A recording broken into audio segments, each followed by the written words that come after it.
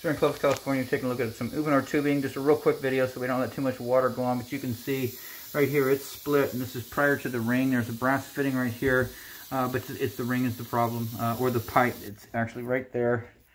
You can see it's spraying. So the pipe has fractured, and it's, you know, a portion of this brass does go up into the Ubenor tubing. But anyway, so we just want to document that water right there. You can see it.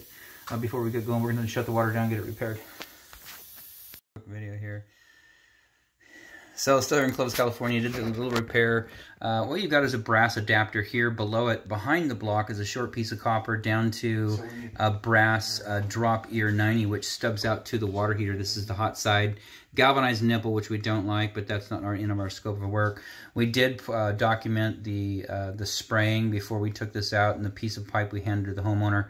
He's going to get with Ubenor and see how they want to proceed with that. So brand new piece of 1-inch Ubenor up to the tubing. So just one coupling here, 2 rings down here, just tied into the existing brass adapter. So we do ask that you monitor this. You know, once we leave the building, we just don't know. I mean, if you can, as long as you can leave this open, you're going to need the demo back down anyways. Get some fans going here and remediate the water. Take a look for mold. Make sure you're in good shape before you button it up. And while you're doing that, everything should dry up. If you find you're going in reverse, there's a repair right here. You can see, you know, no dripping here, no dripping here.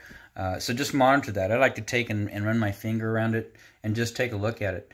Once it's dry, there should be zero indication of water. I mean, even a glisten on your finger, you've got something happening, and it may not be enough to cause damage right now, but give it enough time, water is going to destroy things. So you've got quite a bit of water to remediate in here. It's on the gas line, so you've got some corrosion, you know, rusting on the gas line, and that's a pretty thick Schedule 40 pipe, so not too concerned about that. You know, some of the blocking's wet and some of the studs.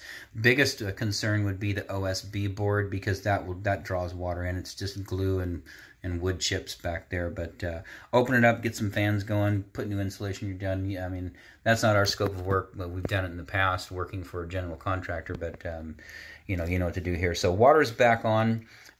We've adjusted the temperature. Run some faucets in here, get rid of the air. Outside of that, this installation is done.